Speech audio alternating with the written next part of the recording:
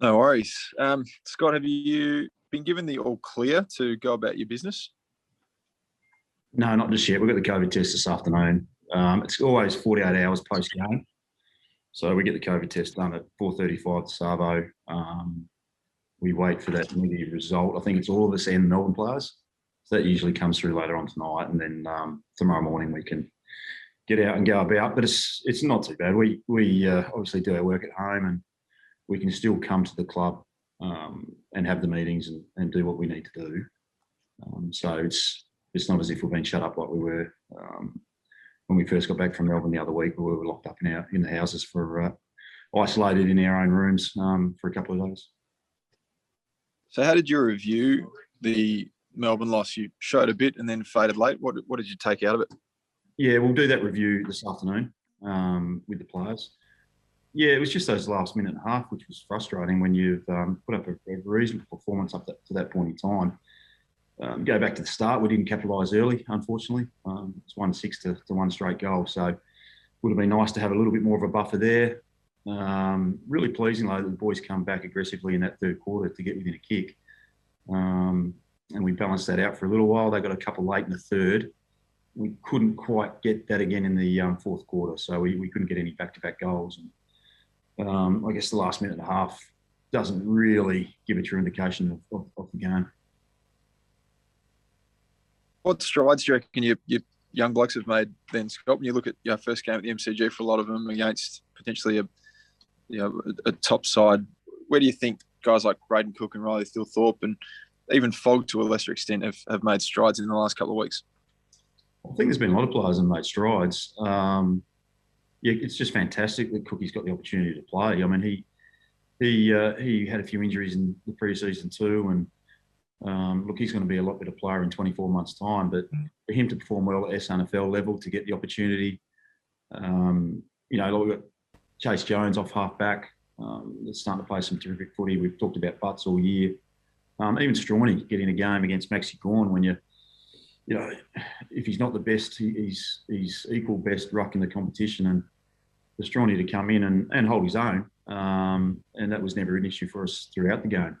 So that was terrific. And as you said with Fogg, I think that's really important with Foggy. When we lost Himmelberg early, unfortunately, Fogg stood up, took a couple of really important contested marks and controlled that forward line. So that was really pleasing. And then McHenry probably had his best game for us as well, off a half forward flank.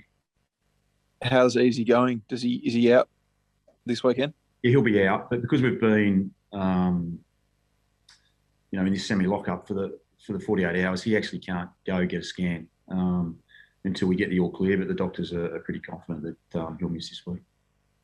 Last one from me, and I'll hand it over to someone else. Do you expect Tex to come and address everyone before they go on their annual leave?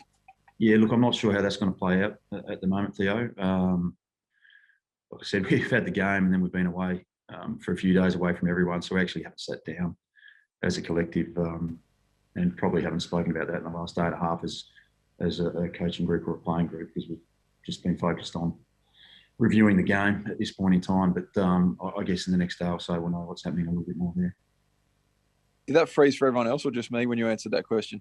Yeah, no, that froze for me, man. That froze. You might have to rinse and repeat. Sorry, Burnsy. Yeah, no, I didn't hear. I won't hear how that went. I absolutely nailed that answer, Theo. You've had practice. Same question. The question was, do you expect Taylor to address the players before everyone goes on annual leave?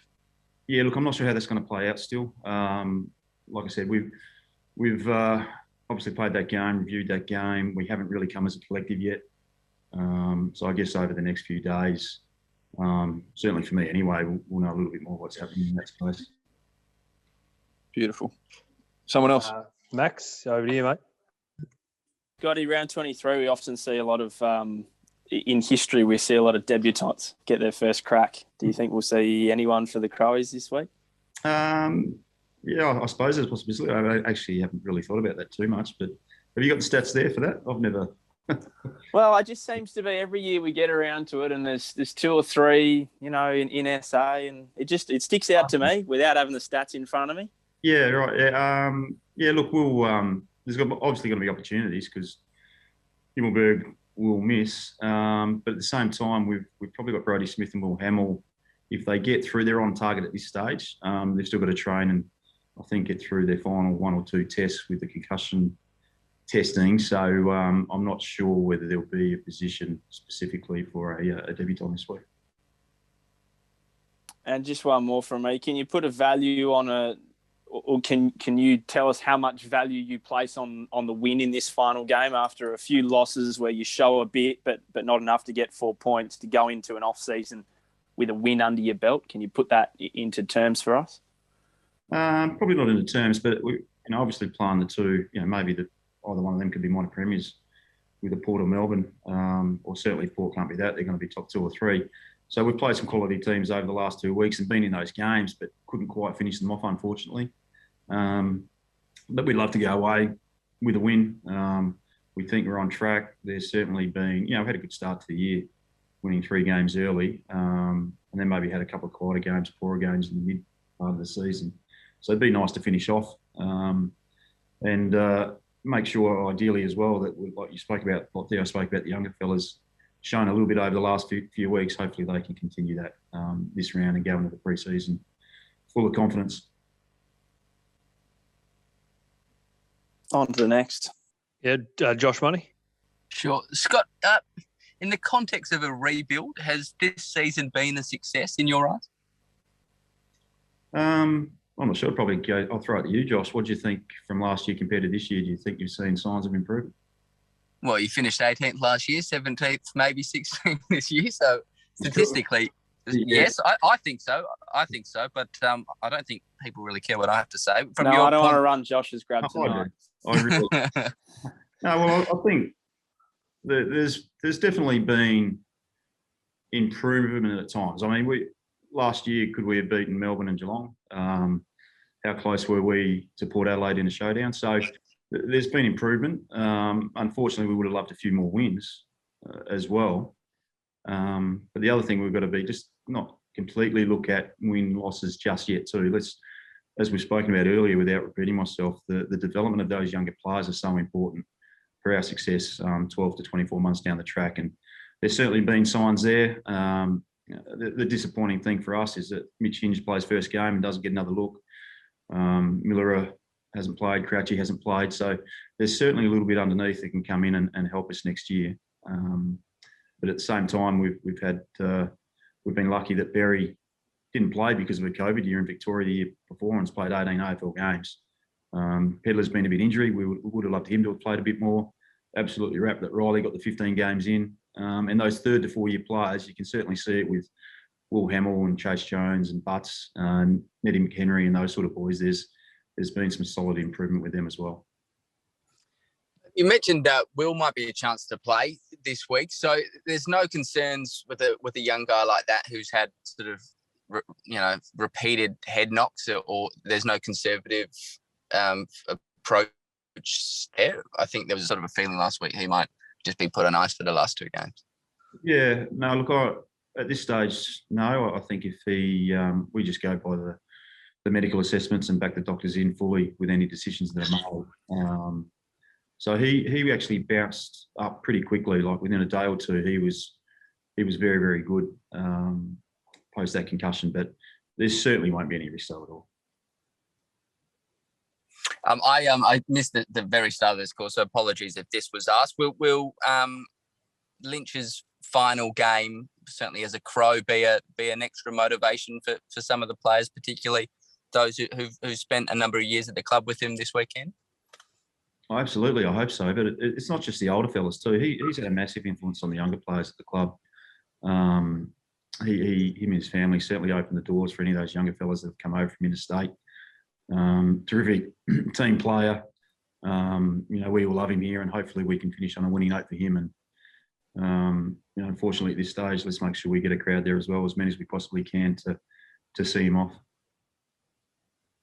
Just lastly, following on from Theo's question about Tex, would it make sense to you as the boys go into a long break and time away from the football club that he would come back at some point before everything finishes this year from a breaking of bread point of view and just sort of laying the land for next season? Yeah, like I said earlier, it's just take my word for it. Is that we've just come back those last couple of days. We haven't been here as a group, as a collective at all. I'm sure behind the scenes, there's those discussions taking place, but I don't want to go into it or say anything with me not having too much knowledge on the subject at this point in time. Sure. Thank you. Cam at the ABC, you got any questions for Burnsy? Yeah, just the one, Scotty, more further on Tom Lynch and Talia as well. A bit of a farewell tour for them this week. How does the week look for them? Do you do anything special for them throughout the week? Yeah, we will. There's no doubt we will later in the week. Like I said, it's just an annoying thing for us at the moment. We haven't even mixed with the SNFL boys or those that didn't come over and play at all because of the COVID regulations. So tomorrow's a day off collectively as a group. Thursday we get back together. So that's a great opportunity for us to, show highlights, get them up to talk, and let them know of our appreciation of everything they've done for the football club over their journey. And just one on Eddie Betts, obviously had a big part to play at the Crows. I'm not sure how much your paths crossed in your time, but just a message on him, and obviously he means a lot to Adelaide. Yeah, he does. Oh, look, he's a star, Eddie. To play 350 games, terrific effort, and it'd be interesting to see how many small forwards have played 350. I'm like everyone else. You just sit back in awe at some of the things that he's done on the footy field, and certainly a huge amount of respect for what he's done off it as well. So be one of those games. Look, I don't even know when Carlton are playing, but if they're not playing at the same time as us, I'll certainly be putting the TV on to see how he goes, and hopefully he can go out with a bang. Thank you, Matt. Any other questions before we wrap it up? I'll jump back in for one more if that's all right, Scott. When you get to this stage of the year, and obviously you're at a different stage of your evolution than some other teams, but when you watch sort of Port Adelaide for the second year in a row going for the minor premiership and other teams preparing for finals, does it sting you a little bit? Not sting, but certainly you sit back and gives you certainly something to aim for going forward. This time of year you can just smell the grass a little bit more. Conditions are getting a little bit warmer, and you don't want to stop playing. We all love footy. We want to keep playing. But look, there's swings and roundabouts. As long as we stick to our path and we stick through, we're pretty confident we can get there in the not too distant future. And like we said earlier in the piece, we've certainly at times matched it with the better teams, but it's probably our lack of consistency at times that hasn't allowed us to win a few more games. And does watching finals, players are competitive, like you say, you try and win every game. Does watching a final series that you're not a part of, does it burn players for the summer? Have you noticed in your time in footy that creates a bit of a spark when they return to training? Oh, sometimes the boys might want to get out of here too. So that's the other thing. They might need a complete break from it. What we'll get out of this year more than anything is those last couple of games that we played against the Port Adelaide and Melbourne's. And we see how hard and how consistent in their game plan, and just even the fundamentals, the cleanness at ground level, the cleanness in kicking, the cleanness with hands, that we have to go to another level to be able to compete with them over 4 quarters and for 22 rounds. So I guess the boys, they'll sit back, they'll watch, they want to be there. We've got a young group, or certainly an older group that have been there that want to experience it again. But the younger players are pretty self-driven. They're not happy just being where they're at this point in time. So I would expect them, without even talking to them post-season, that they'll be watching and certainly be wanting to play finals footy sooner rather than later. And lastly, further to the point about Tom Lynch, 29 and kicked one last week, 22 and kicked one against Port Adelaide, kicked one against the Dogs and the Eagles. He's been pretty consistent since he came back. How do you replace him? Who replaces him? Oh, look, senior players are always hard to replace. Like I said, it's not just, we talk about stats and what they do on field, but he's a ripper, Lynchy, what he does off field for this football club as well. And it'd be fantastic if he could somehow stay around and help us out going forward. Having said that, though, you can only play for so long. So if the opportunity got there for him to play somewhere else, we'd certainly wish him all the best. But like I said, let's just celebrate what he's done for the footy club over the last 10 years or so here, because he's been a terrific player for us, grand final player, and was incredibly important in those years when Adelaide were playing some really good football and consistently playing finals football.